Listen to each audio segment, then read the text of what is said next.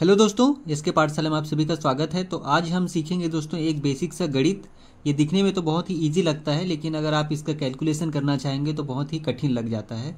जैसे कि आप बहुत सारे कंपटीशन एग्जाम की तैयारी करते हैं और जब कुछ वैकेंसी निकलता है उसमें जब फॉर्म भरते हैं तो अक्सर आपने देखा होगा इस टाइप का लिखा रहता है कि 1/1/2024 की स्थिति में आपकी उम्र पूछी जाती है कि कितना साल, कितना माह, कितना दिन हो रहा है। ठीक है, तो उस समय क्या होता है कि इस टाइप का कैलकुलेशन करने में बहुत ही दिक्कत होती है।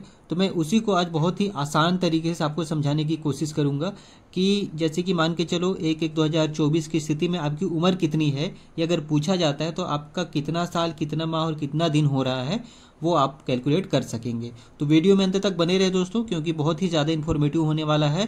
तो चलिए दोस्तों स्टार्ट करते हैं।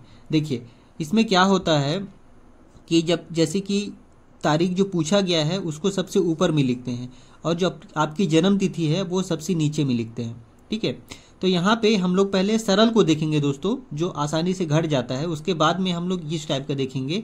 ये थोड़ा सा कठिन लगता है, इसको हासिल लेना पड़ता है इसमें। तो उससे पहले हम लोग सरल देखेंगे, उसके बाद में जो दूसरा क्वेश्चन है उसमें हम लोग इस टाइप का क्वेश्चन देखेंगे कि इस टाइप का अगर रहेगा स्थिति तो उसमें कैसे आप उम्र निकालेंगे। तो देखिए यहाँ पे सबसे पहले मान के चलिए पूछा गया तारीख है, ये दिन है, ये महीना है और ये वर्ष है। जैसे कि 12 तारीख को 8वां महीना में और 2024, ठीक है, इसकी स्थिति में अगर किसी की जन्मदिन है 8 तारीख 3रा महीना 2002, तो इस डेट की स्थिति में उसका उम्र कितना होगा, कितना वर्ष होगा, कितना माह होगा, कितना दिन होगा। तो चलिए निकालते हैं। नॉर्मली क्या होता है कि हम लोग जब जोड़ते या घटाते हैं तो इधर से जोड़ा जाता है, ठीक है, राइट साइड से। लेकिन इस कंडीशन में जब आपकी जन्मतिथि निकालने का कंडीशन रहेगा तो हम लेफ्ट साइड से अपन जोड़ेंगे या घटाएंगे। ठीक है दोस्तों, तो चलिए स्टार्ट करते हैं। यहाँ पे देखिए, यहाँ पे 12 है और 12 में से 8 घटाना है, तो कितना बचेगा दोस्तों? 12 में से 8 घटाएंगे तो बचेगा 4। ठीक है, तो यहाँ पे 4 लिख दिए। उसी प्रकार से फिर 8 है, फिर नीचे 3 है, 8 में से 3 घटाएंगे तो कितना बचेगा? 5। ठीक है, तो 5 लिख दिए। उसके बाद में डैश करेंगे। उसके बाद में यहाँ पे देखिए 2024 में से 2002 को घटाना है, तो यहाँ 4 में से 2 घटाएंगे तो बचेगा 2, और यहाँ पे 2 में से 0 घटाएंगे तो 2 ही बचेगा। फिर 0 में से 0 घटाएंगे तो 0 आएगा और 2 में से 2 घटाएंगे तो 0 ही आएगा दोस्तों। तो हम लोग का पूरा कैलकुलेशन कंप्लीट हो गया। अब यहाँ पे हम आसानी से बता सकते हैं कि ये जो व्यक्ति है इसका इस तिथि में 22 वर्ष 5 माह 4 दिन हो रहे हैं। ठीक है, 22 वर्ष 5 माह और 4 दिन हो रहे हैं। ठीक है दोस्तों, बहुत ही आसान है ये। तो अब हम देखते हैं कि जो जब आप वैकेंसी में फॉर्म निकलता है तो फॉर्म में भरते हैं तो उसमें इस टाइप का पूछा जाता है कि 1/1/2024 की स्थिति में, 1/1/2023 की स्थिति में, तो वो कैसे निकालेंगे वो हम लोग सेकेंड क्वेश्चन जो है उसमें हम देखेंगे। चलिए, तो यहाँ पे देखिए दोस्तों, जो पूछा गया तारीख है 1/1/2024 की स्थिति में अगर किसी की जन्म तिथि ये होगी 6/7/2003, तो 1/1/2024 की स्थिति में वो कितने साल का होगा और कितने माह का और कितने दिन का होगा वो आज हम यहाँ देखेंगे। इससे पहले हम एक बेसिक नॉलेज समझ लेते हैं कि माह में जो होता है, माह में टोटल 30 या फिर 31 दिन होता है। ठीक है, फरवरी 28 से 29 दिन का होता है, वो उसको छोड़ देते हैं। लेकिन माह जो है वो अक्सर 30 से 31 दिन का होता है, और जो वर्ष होता है, वर्ष जो होता है वो होता है 12 माह का। ठीक है, अब ये हम लोग को सभी को पता है कि माह 30 से 31 दिन का होता है एक माह, और वर्ष जो है टोटल 12 माह का होता है। अब इसको हम लोग कैलकुलेट करेंगे। यहाँ पे देखिए मैंने पहले बताया था कि हमको इधर से लेफ्ट साइड से इसको कैलकुलेट करना है। तो यहाँ पे देखिए 1 में से 6 घट नहीं सकता, तो हम लोग क्या करेंगे, हासिल लेंगे दोस्तों। ठीक है, हासिल लेंगे तो यहाँ से ये महीने में हासिल ले रहे हैं। ठीक है, तो जब यहाँ से हासिल लेंगे यहाँ पे तो पूरा एक महीना चला जाएगा। ठीक है, और एक महीने में मैंने बताया 30 से 31 दिन का होता है। तो यहाँ पे देखेंगे इसको 30 लेना है, 31 लेना है, तो उसके लिए आप इस महीने को देखेंगे। तो ये जनवरी का महीना है, तो सभी को पता है कि जनवरी 31 दिन का होता है। ठीक है, तो हम लोग को 31 दिन पूरा यहाँ पे आ जाएगा, यहाँ टोटल 31 दिन।